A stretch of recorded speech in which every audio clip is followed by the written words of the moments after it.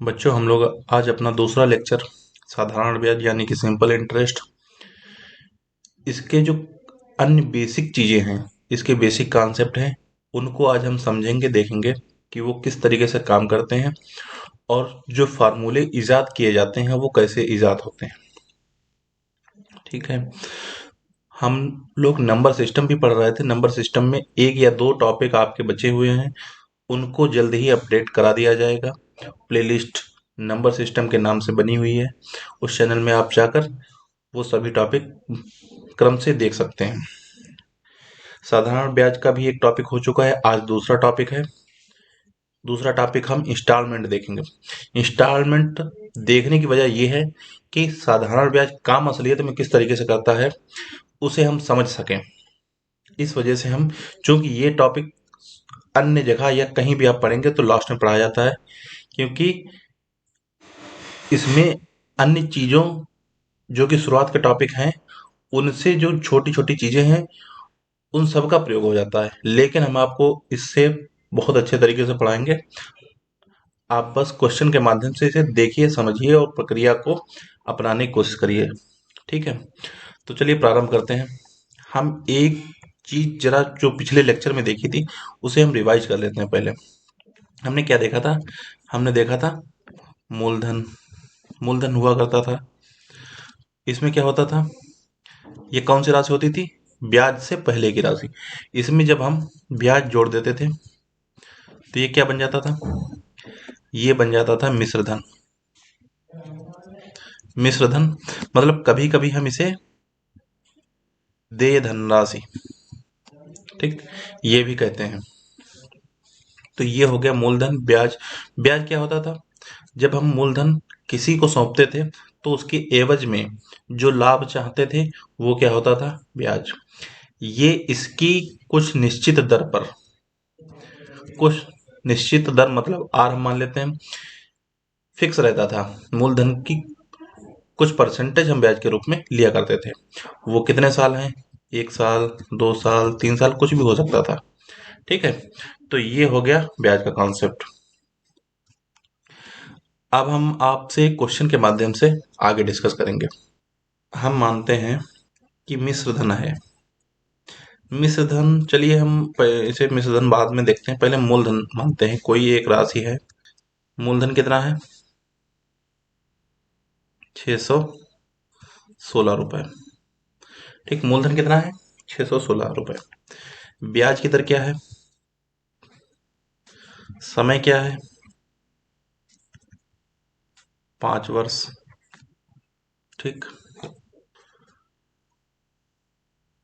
जब हम 616 रुपए प्लस ब्याज को जोड़ देंगे तो हमें क्या मिलेगा?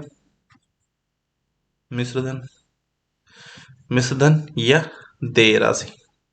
ठीक, ब्याज को आप कैसे निकालेंगे? ब्याज हम लोग कैसे निकालते हैं? साधारण ब्याज में हम कुछ नहीं करते हैं, जितना समय दिया है जितना ब्याज दिया है दोनों की गुणा कर दो। तो 5% के हिसाब से 5 साल तक ब्याज पड़ रहा है। ब्याज कैसा था? वार्षिक। समय भी कैसा है? वर्ष में। ठीक है, तो हमें कहीं कोई परिवर्तन करने की जरूरत नहीं। ब्याज अगर वार्षिक पड़ रहा है, समय भी वर्ष में दिया है, तो दोनों की गुणा कर दो। ब्याज अगर मासिक दिया है, समय भी महीनों में दिया है, तो दोनों की गुणा कर दो। ब्याज अगर छमाही है, समय भी आपको छमाही के रूप में दिया है, 1 छमाही, 2 छमाही, 3 छमाही, तो आप सीधे उनकी गुणा कर सकते हैं। ठीक है, तो सीधे सीधे परसेंटेज निकल आता है कुल। ठीक है, जो 5 सालों में या दिए गए समय में कुल परसेंटेज कितना ब्याज हमने दिया है तो वो निकल आता है। तो कुल परसेंटेज अगर आप इसमें देखोगे तो 5% 5 साल तक कितना परसेंट हुआ? 25% हुआ। ठीक, तो 616 प्लस 616 का 25% जब आप निकालोगे तो आ जाएगा 616। 25% का मतलब होता है 1/4। तो हम इसे कर सकते हैं। तो जब आप 4 से इसे काटोगे तो देखो, 4 कम 4, 2 बचे, 4 पंचे 20, 4 चौक 16। तो 616 प्लस 154 बराबर कितना हो गया?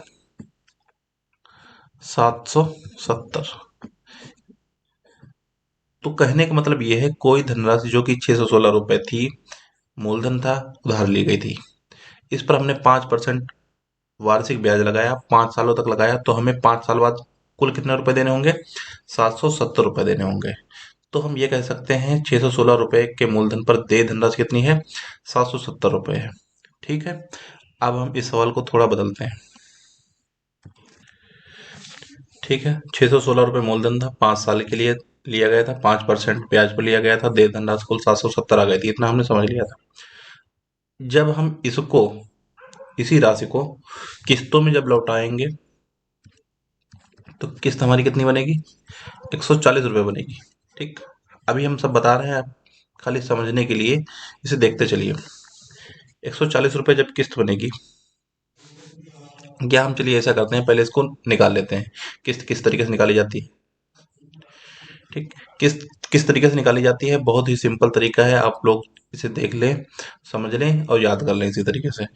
ठीक, जो भी बेसिक चीज समझना चाहते हैं वो लोग आगे देखेंगे।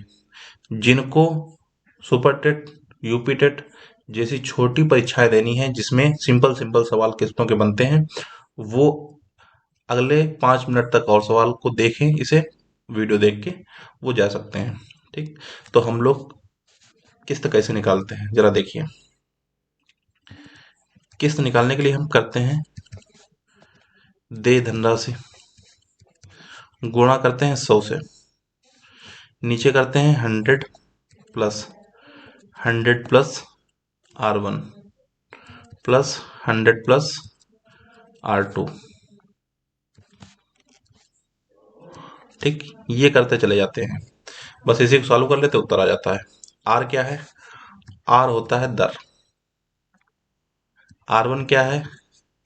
1 साल के लिए, मतलब 1 इंटू आर।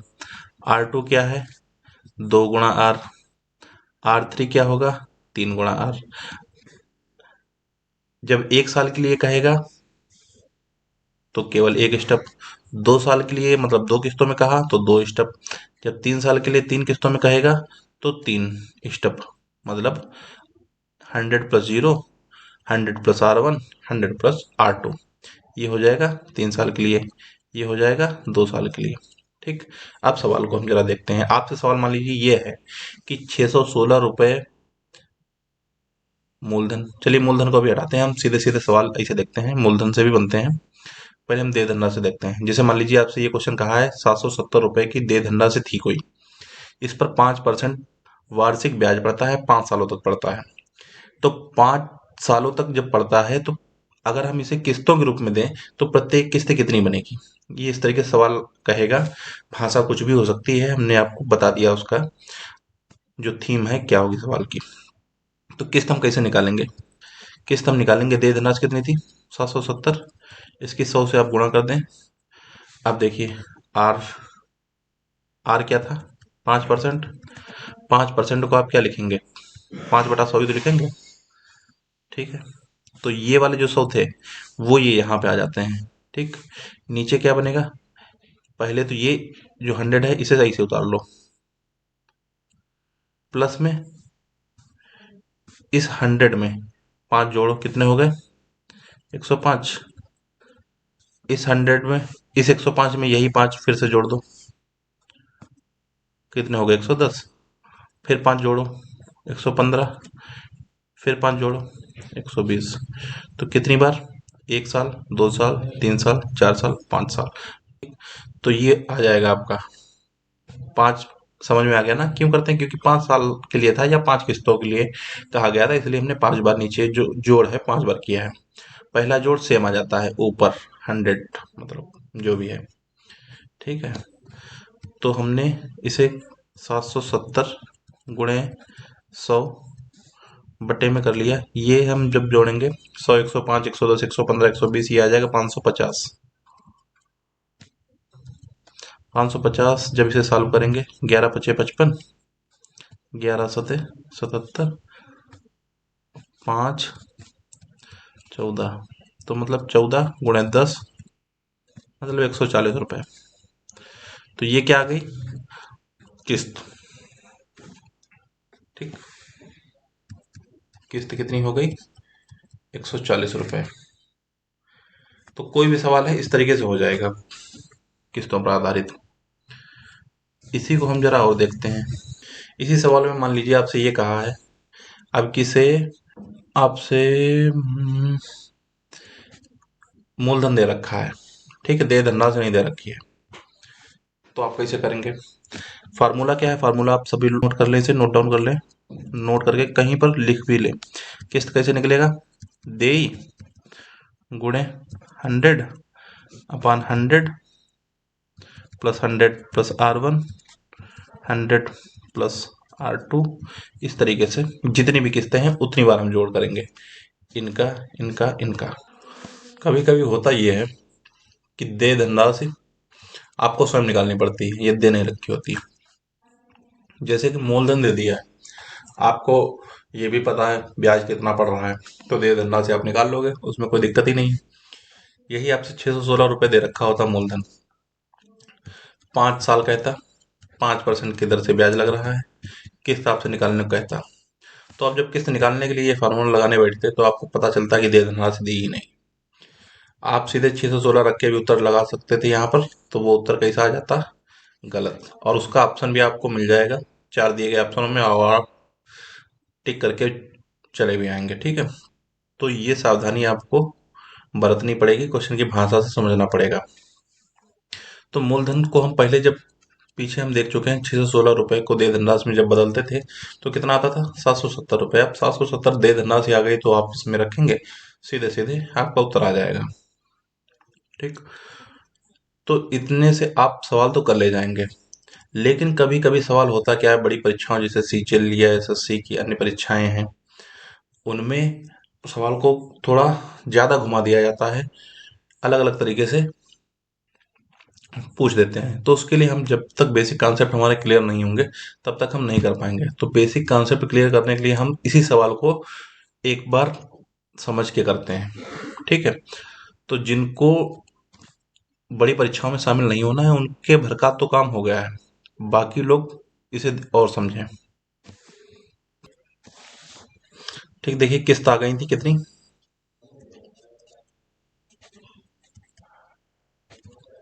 इंस्टॉलमेंट, पहली, दूसरी, तीसरी, चौथी, पांचवी, कितनी आई थी? 140, 140, 140, 140, 140, ठीक। दे धनराशि कितनी आई थी? 770 रुपये आया था, मतलब 154, 154, 154, 154, 154, ठीक है। तो ये दे धनराशि आई थी। किस्तों में जब देखिए ब्याज 5 साल पड़ा, 5% से ही पड़ा, लेकिन जब आप उसे इंस्टॉलमेंट के रूप में देंगे तो 140 रुपये सिर्फ देने हैं आपको, मतलब हर साल आपने लगभग 14 रुपये, ठीक, बचा लिए हैं। तो यहाँ पर आपने कुल कितना रुपया दिया है? 14×5 = 70, 700 रुपये। जब आपने कुल ब्याज चुकाया है तब कितना चुकाया है? तब 770 रुपये। जब किस्तों में दिया है तो केवल 700 रुपये दिया है, ठीक। तो कुछ अंतर आया है ना, कितने रुपए का अंतर है? ये 70 रुपये का अंतर है। ये अंतर कैसे आता है इसको हम एक बार समझते हैं। ये अंतर दरअसल ऐसे आता है, ये जो 140 रुपये थे आपने पहले साल दे दिए हैं, क्या अब आप इन पर अगले 4 साल तक क्या ब्याज देंगे? ना इस साल ब्याज देंगे, ना इस साल ब्याज देंगे, ना इस साल देंगे, ना इस साल देंगे। तो कितने सालों का आपने ब्याज बचाया इस पर? 5% के हिसाब से चल ही रहा था, आर जो था वो 5% था, तो आपने 4 सालों का बचाया है। तो 4 सालों में टोटल ब्याज कितना हो जाएगा? 20%, ठीक। जब आप इसका 20% निकालेंगे तो आ जाएगा ये 28 रुपये, ठीक। आगे देखिए, फिर अगला साल आया, आपने दूसरे साल भी 140 रुपये दे दिए। अब दूसरे साल 140 रुपये आपने दे दिए हैं, क्या आगे के 3 साल, तीसरे, चौथे, पांचवे, इनमें क्या आप इस पर ब्याज देंगे? जाहिर सी बात है नहीं ब्याज देंगे इन पर। तो हमने क्या किया, इस 140 रुपए पर अगले 3 सालों के लिए जो ब्याज पड़ने वाला था वो हमने बचा लिया।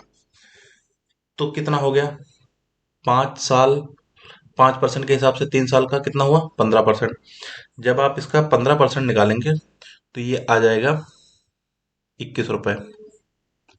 यही काम तीसरे साल पर होगा। जब आप तीसरे साल में 140 रुपए की किस्त दे देंगे तो आप अगले 2 सालों के लिए उस पर ब्याज बचा लेंगे। तो 5% के हिसाब से 2 साल का कितना हो जाएगा, 10%, ये कितना हो जाएगा, 14 रुपए। इसी तरीके से आपने ये वाला जब 140 रुपये भुगतान किया चौथे साल में, तो आपने अगले साल यानी कि 5वें साल का ब्याज बचा लिया। तो आप 1 साल का बचाया तो 5%, तो केवल 7 रुपये आएंगे। जब आपने अंतिम किस्त दी तो क्या इस पर आपने ब्याज बचाया, इस पर कोई ब्याज नहीं बचा है। इस पर 5 साल आपने ब्याज देना पड़ा है। इस 140 रुपये पर जो अंतिम साल में आप दे रहे हैं किस्त, उस पे आपने कोई भी साल का ब्याज नहीं बचा पाया। तो यहाँ पर कितना बचत हुई, 0 रुपए। अब देखो टोटल बचत, 28, एक 29, 49 और 21, कितने हो गए, 70। तो ये जो 70 थे, ये कौन से थे, ये बचत वाले थे जो हमने किस्तों के रूप में देकर ब्याज बचाया है। ठीक है, अब हम चलते हैं फिर से सवाल पे। तो हम ये कह सकते हैं जो देय धनराशि है वो कैसे बनती है, वो बनती है कुल किस्त प्लस बचत किया गया ब्याज। ठीक, तो अगर हम ये कर देंगे तो हमें ये दोनों चीज बराबर हो जाएंगी ना, देय धनराशि, अगर हम बचत किया गया ब्याज निकाल लें और कुल किस्तें निकाल लें कितनी हमने पे की हैं। जैसे कि देय धनराशि क्या हुआ करती थी, 770 होती थी। कुल किस्तें 140 गुणे 5 हमारी कितनी आती थी, 700 रुपए। प्लस बचत किया गया ब्याज कितना हुआ करता था, 70 रुपए। ये दोनों जब जोड़ते तो 770 बन जाया करता था। ठीक, यही जो कॉन्सेप्ट है, यही जो फार्मूला हमने आपको बताया है, इसी का दूसरा रूप है। हमने आपको सिर्फ फार्मूले में पिरो कर दे दिया है यही बात, और आप अगर वो उस तरीके से ना करना चाहें तो इसे भी कर सकते हैं। तो देखिए हम कैसे करते हैं। जैसे दे धनराशि था 770 रुपए, हमने किस्त मान ली 100 रुपए। ठीक, तो 5 किस्तें हैं, 5 100 रुपए हो गया। फिर बचत किया गया ब्याज कैसे निकालेंगे हम, पहले साल हमने 100 रुपए दे दिए। ठीक, तो अगले 4 सालों के लिए हमने 1 पर ब्याज बचा लिया। तो 4 सालों के लिए 5 चक्कू 20% हुआ, तो एक्स का 20% बचाया। फिर हमने 100 रुपए दे दिए। इस पर कितने सालों को बचा लिया, अगले 3 सालों का। तो कितना हो जाएगा, एक्स का 15% हमने बचा लिया। फिर हमने 100 रुपए किस्त दी, अब किस हमने एक्स का 10% बचाया। फिर एक्स का 5% हमने बचाया। फिर एक्स का 0% बचाया। पांचों किस्त हो गई। ठीक, ये बन जाएगा 770, ये बन गया 5 एक्स, एक्स का 20% ये होता है 15। जब निकालोगे तो 15/100 हो जाएगा, 5 तिहाई 15 हो जाएगा, और 20 पंजे 100 हो जाएगा। एक्स का 10% 1/10 होता है, 5% 1/20 होता है। इसे आप जोड़ोगे तो 5x अपान में 20 कर देते हैं, ये हो जाएगा 4x, 3x, 7x और 2x 9x, और ये 1x और, तो हो गया 10x। ठीक, तो ये हो गया 5x, 10/20 का मतलब 0.5, 0.5x लिख लें, तो ये हो जाएगा 5.5x। ये किसके बराबर चल रहा था, 770 के। एक्स की वैल्यू निकालोगे तो 770/5.5। जब इसे आप सॉल्व करोगे तो ये 10 ऐसे आ जाएगा, 11×5 = 55 हो जाएंगे, 11×7 = 70 हो जाएगा, ये 14 पर में चला जाएगा, तो ये एक्स की वैल्यू 140 आ जाएगी। ठीक, तो ये 140 क्या है, आपका उत्तर है। आप इस तरीके से भी कर सकते हैं, सीधे फार्मूले में रख के भी कर सकते हैं, कोई दिक्कत नहीं है। ठीक, तो हमने बेसिक चीज समझ ली, अब हम कुछ क्वेश्चन करके देख लेते हैं कि उन्हें हम किस तरीके से फार्मूले के माध्यम से और इस कॉन्सेप्ट के माध्यम से कैसे कर सकते हैं।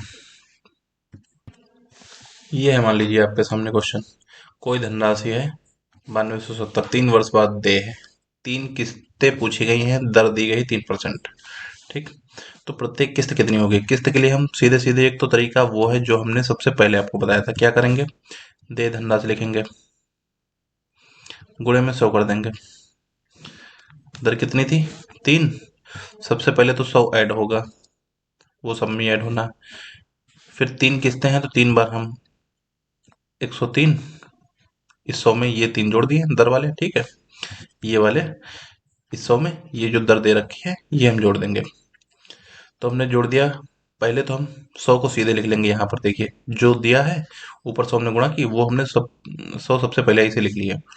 फिर इस 100 में ये वाले हमने 3% जोड़ दिए, जितनी भी दे रखी हो, 5%, 6%, जो भी दिया हो सीधे सीधे आप जोड़ दो। तो 103 जोड़ा, फिर 106 जोड़ा, बस अब इतने जोड़ेंगे। क्यों? क्योंकि 3 किस्तें पूछा है। तो पहला, दूसरा, तीसरा।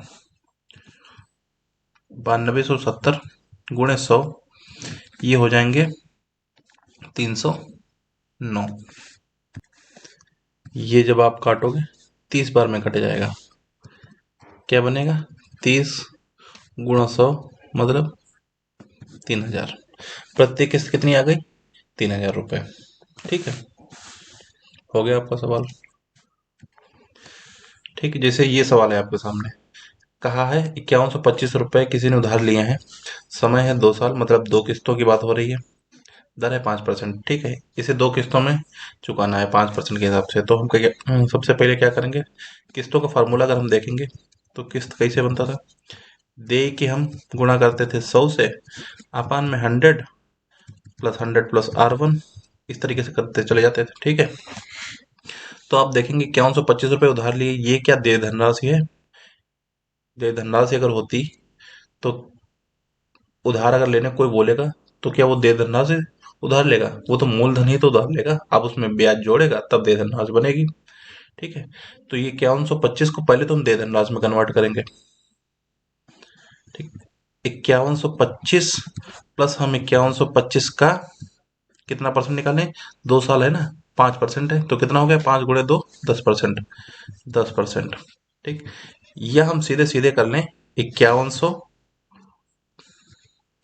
5125 का, कोई चीज हमने कहा था अपने आप में कितनी होती है? 100%। तो ये तो हो गया 100%, प्लस में 10% और, तो कितना हो गया?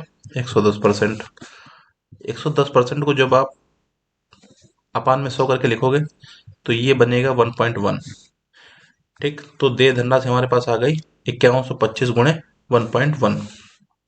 अब इस किस्त वाले फार्मूले में पहुंचो, ये क्या बन जाएगा? दे धनराशि 5125 गुणे 1.1 गुणे में 100 था। कितनी किस्तें थी? 2 किस्तें थी, तो मतलब 2 बार हमको जोड़ना पड़ेगा। पहली बार में 100 जोड़ेंगे, दूसरी बार में ये 100 और प्लस ये जो दर थी 105। एक ही बार तो जोड़ेंगे, 2 बार की बात है। अब इसे सॉल्व करते हैं। यहाँ पे देखना है नीचे, यहाँ पर तो 5125 गुणे में 110, ये हो जाएगा 1.1, और 100, ये 1.1 और 100 इनके गुणा हो गया 110 ही तो बनेगा।